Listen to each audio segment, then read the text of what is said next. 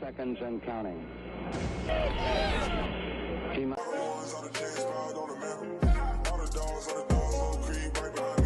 Hey, what's up, guys? Clips Entertainment here, back from another video. And today, the Houston Texans did play a football game where they lost to the Miami Dolphins 28-3 in week 2 of the preseason.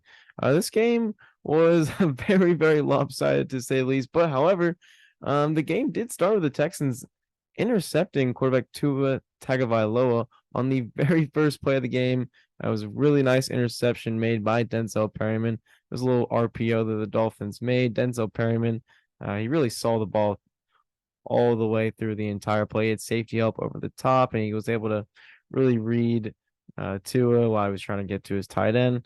And that's kind of the things that we like to see in preseason when there's, you have your starters out there making plays.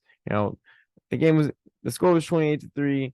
And the stars were obviously not there the entire time. So moments like that were big. There are other moments that we'll talk about.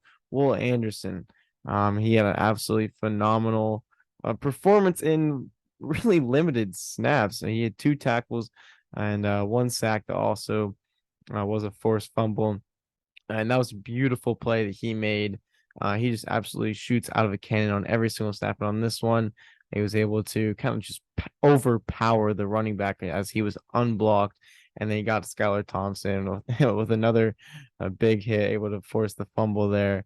And there was another play earlier in the game when the Dolphins were kind of backed up in their own end zone. And Will Anderson, once again, he is so explosive. He was able to get to the running back almost instantly. A couple good plays by Christian Harris, too, where he kind of flashes athleticism. But that was pretty much it defensively.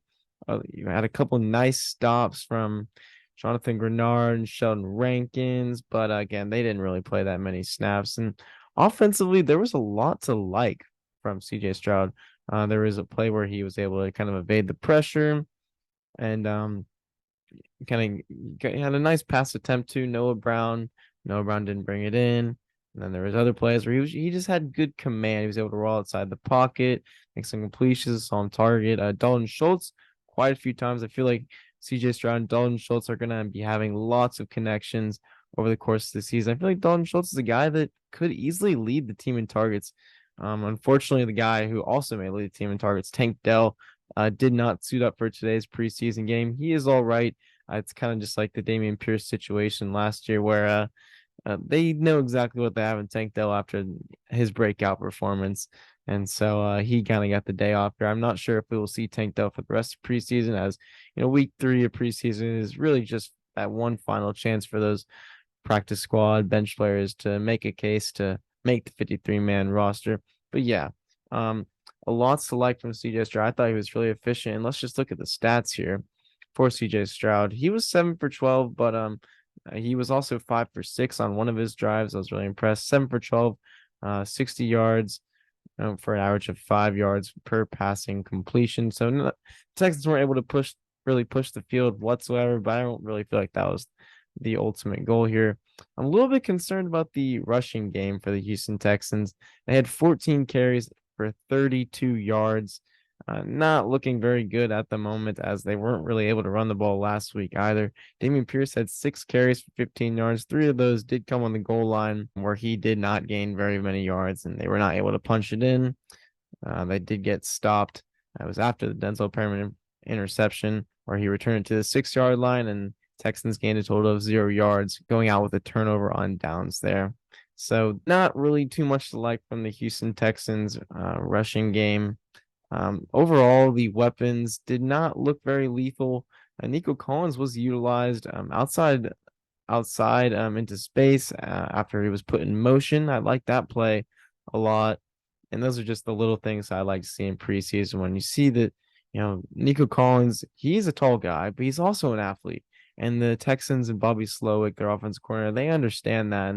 And so I hope that we'll at least be seeing more things like that. Not too many people were able to stand out for the Houston Texans in this game. I'm not going to, say that I'm discouraged about losing 28-3. It just kind of feels like a polar opposite, at least defensively, after how they dominated the New England Patriots last week, and where they had 50 total yards allowed through 3 quarters. That was absolutely unreal. Uh, Matt Burke, the Texans defense corner, did call the plays today. That's something to note, as D'Amico Ryans will be calling the plays during the regular season. So there's still some, reason to not be concerned because, well, we're going to be getting a completely different play caller there defensively, especially after allowing 28 points in a preseason game. That's a little refreshing to hear. So that's some good news there. One last note to talk about: Davis Mills had 22 passing attempts. He played the entire second half. There was no Case Keenum today. There was no EJ Perry, the backup quarterback filling in for Case Keenum. Davis Mills was 10 for 22 with 94 yards, 4.3 yards per completion. Again, just not really much pushing the field. And I feel like everyone should understand by now that the Texans just did not do very much offensively, and they pretty much got dominated defensively, as the Miami Dolphins were able to push the ball down the field whenever they wanted, and they're able to run the ball on them, pass the ball.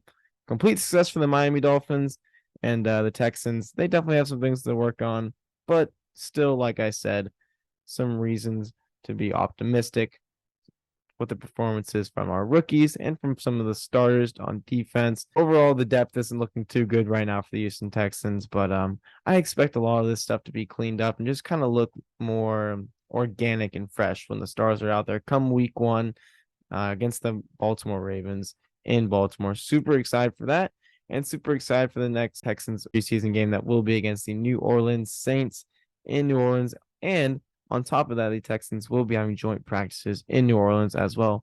Honestly, joint practices are kind of more important than the preseason games at this point, because that's when you really get to see, good on good as many times as possible. And so that'll be really good for the Texans to clean up all that. But that's pretty much it for today's video. Thank you guys so much for watching, and I'll see y'all next time.